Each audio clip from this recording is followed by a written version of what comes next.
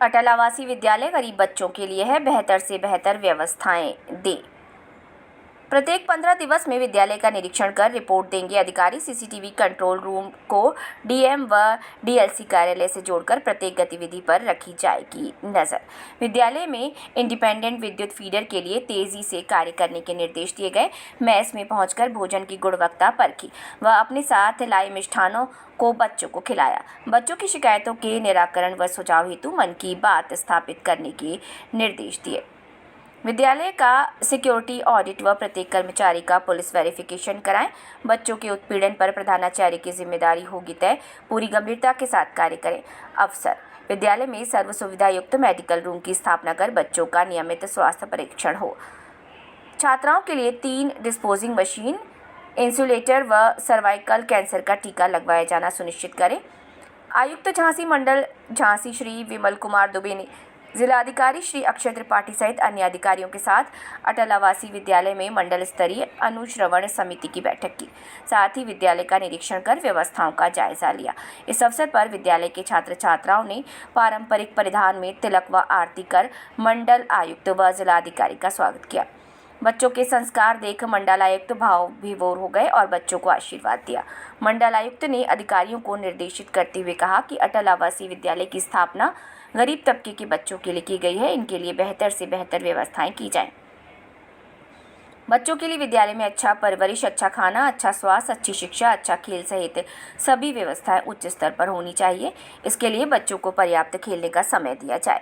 शाम को खेलने का समय बढ़ाया जाए ताकि वे शारीरिक रूप से मजबूत हो सके। उन्होंने कहा प्रत्येक माह बच्चों का स्वास्थ्य परीक्षण कराया जाए। साथ ही विद्यालय में सर्व सुविधा युक्त मेडिकल रूम स्थापित किया जाए जिसमें 4 stretcher, 4 wheelchair, folding beds, intravenous व्यवस्था, BP machine, thermometer, ECG machine, nebuliser, बर्नफॉल, आइस पैड, पर्याप्त मात्रा में सिल्वर नाइट्रेट आदि उपलब्ध रहे। साथ ही इमरजेंसी के लिए बच्चों की राइबल ट्रेनिंग भी कराई जाए। उन्होंने ये भी निर्देश दिए कि छात्राओं के लिए विद्यालय में 3 डिस्पेंसिंग मशीन व इंसुलेटर लगवाए जाए। सभी छात्राओं को सर्वाइकल कैंसर का टीका लगवाया जाए। इसके अलावा विद्यालय में सुरक्षा की दृष्टिगत सिक्योरिटी और ऑडिट करवाया जाए। मंडलायुक्त ने निर्देश दिए कि अनुश्रवण समिति का व्हाट्सएप ग्रुप बनाकर प्रत्येक सदस्य को उसमें जोड़ा जाए जिसमें महत्वपूर्ण निर्णयों व अनुपालन आख्या को साझा किया जाए। इसके साथ ही विद्यालय में छात्र समितियों, सफाई समिति व गैस समिति का गठन कर बच्चों से व्यवस्थाओं का आकलन करवाया जाए। उन्होंने मेस में जाकर बच्चों को दिए जा रहे भोजन को चखकर गुणवत्ता परखी व निर्देश दिए। बच्चों के लिए सरसों के तेल से ही भोजन बनाया जाए। मंडलायुक्त ने विद्यालय के छात्रावास में जाकर बच्चों के कक्षों को देखा और बच्चों से बात की। उन्होंने अधिकारियों को निर्देश दिए कि सभी बच्चों के कमरे व शौचालय गंदे न मिले।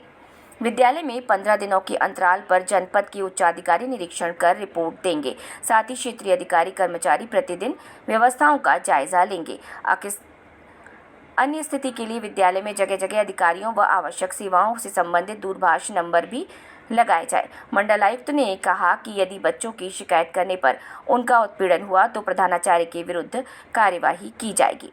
बैठक में अवगत कराया गया कि विद्यालय में गांव के फीडर से विद्युत आपूर्ति की जा रही है जिस कारण लो वोल्टेज की समस्या रहती है, जिस पर मंडलायुक्त ने अधिशासी अभियंता विद्युत को निर्देश दिए। विद्यालय में इंडिपेंडेंट फीडर के कार्य में आ रही बाधाओं को आपसी समन्वय के साथ दूर कर तेजी से कार्य कराने ताकि बच्चों की शिक्षा में कोई बाधा ना बने। वर्तमान में निर्बाध आपूर्ति के लिए अलग ब्रांच बनाकर लाइन पर मैनुअल फ्यूज सिस्टम स्थापित किया जाए। साथ ही विद्यालय में विद्युत संयोजन हेतु स्थापित मेन स्विच व तारों को कवर करने के निर्देश दिए। विद्यालय में पेयजल आपूर्ति जल संस्थान द्वारा की जा रही है। बच्चों को ठंड में गर्म पानी की उपलब्धता के लिए सोलर गीजर लगवाए जाने के निर्देश दिए। साथ ही विद्यालय की छत पर पानी की निकासी हेतु ड्रेनेज सिस्टम ब्लॉक था जिसकी पर्याप्त सफाई कराने व छत को साफ करने के निर्देश दिए। इस दौरान मुख्य विकास अधिकारी कलमाकांत पांडे, उप श्रम आयुक्त झांसी किरण मिश्र, मुख्य चिकित्सा अधिकारी डॉक्टर इम्तियाज अहमद, जिला पंचायत राज अधिकारी नवीन मिश्रा, अधिशासी अभियंता विद्युत राहुल गोविंद, अधिशासी अभियंता लोक निर्माण दीपांकर, अधिशासी अभियंता जल संस्थान शिवराज वर्मा, अधिशासी अधिकारी नगर पालिका परिषद दिनेश विश्वकर्मा, जिला सूचना अधिकारी डीएस दयाल, श्रम प्रवर्तन अधिकारी डीपी अग्रहरी, जीएमडीआईसी विद्यालय प्रधानाचार्य, ग्राम प्रधान व समिति के अन्य सदस्य उपस्थित रहे। आज जो है वो धौर्रा में मंडलीय समिति की बैठक हम लोगों ने वहाँ पर करी है। सरकार द्वारा एक बहुत ही शानदार इनिशिएटिव लिया गया है जिसमें कि श्रमिकों और गरीब तबके के बच्चों को उच्च श्रेणी की शिक्षा उपलब्ध कराने के लिए इस विद्यालय का निर्माण किया गया। और मुझे ये देख कर के बहुत अच्छी प्रसन्नता भी हुई और बहुत अच्छा लगा कि वहाँ पर बच्चे बहुत खुश हैं। बच्चों का जो रख रखाव है, साफ़ सफाई है, विद्यालय परिसर की जो साफ़ सफाई है वो भी उच्च कोटि की है। यहाँ पर कुछ समस्याएं जो मुझे बताई गई थी उसमें बिजली की एक समस्या है जिसका हल हम लोगों ने ढूंढा है। इसकी टेंडर की प्रक्रिया हो गई है और जो पूरा काम होना है उसमें तो लगभग 3 महीने का समय लगेगा, लेकिन वैकल्पिक व्यवस्था के तौर पे हम लोगों ने उसको अभी रूरल फीडर से जोड़ा है और विद्युत विभाग से पूरी व्यवस्था इस प्रकार की बनाई है कि उस फीडर के ऊपर ज़्यादा लोड ना आए और अगर उस पर किसी भी प्रकार की ओवरलोडिंग होती है तो उस पर हम लोग सर्किट डिस्कनेक्टर भी इंस्टॉल कर रहे हैं। हमारा आइडिया ये है कि पूरे विद्यालय में हमेशा बिजली रहती है। इसके अलावा वहाँ पर हम लोग सोलर पावर प्लांट भी लगाना चाहते हैं। उस सोलर पावर प्लांट के लगा देने से ये होगा कि हमारी एक तो विद्युत पर डिपेंडेंसी कम होगी और पूरा का पूरा परिसर एक सुरक्षित परिसर भी बनेगा क्योंकि चारों तरफ रोशनी रहेगी। एक तो ये काम हम लोगों ने सोचा। दूसरा, वहाँ पर जो हमें पानी, फर्नीचर इस प्रकार की व्यवस्था थी और जो उपकरण वहाँ पर सप्लाई होने थे वो सारे के सारे उपकरण वहाँ पर आ गए हैं, मैंने देखा है। और मैं आशा करता हूँ कि यहाँ के जितने जनता है या यहाँ के बच्चे पढ़ रहे हैं उनको हम एक उच्च कोटि की शिक्षा दें। और मैंने प्रिंसिपल को ये भी अनुरोध किया कि बच्चों को पढ़ाएं भी और साथ ही उनको खेलने का भी समुचित अवसर दें ताकि उनका एक व्यक्तित्व विकास हो। और जो सरकार की मंशा है कि जो शिक्षा का स्तर हम बढ़ाना चाहते हैं इसके लिए एक ये मॉडल विद्यालय के रूप में। आपने आज धौर्रा पंचायत का भी निरीक्षण किया, ब्लॉक है, यहाँ पर क्या बेहतर पाया?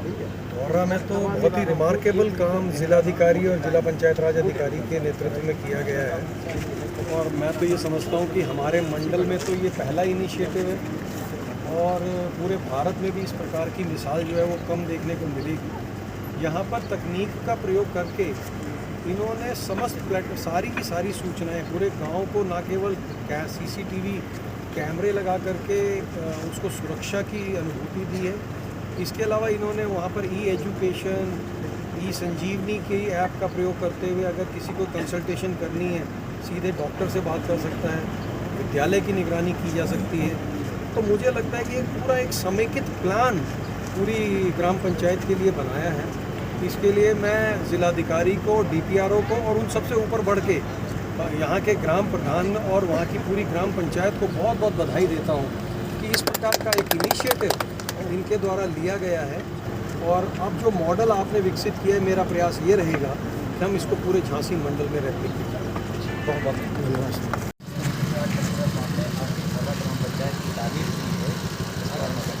इसके बारे में हम कमिश्नर साहब को या DM साहब को, DPRO साहब को, CDO साहब को, सबको ग्राम पंचायत की तरफ से बहुत बहुत धन्यवाद देते हैं और भूरी भूरी प्रशंसा करते हैं। उन्हें आके यहाँ हमारी ग्राम पंचायत का मान बढ़ाया और हमारे प्रोजेक्ट को और 4 चांद लगाए।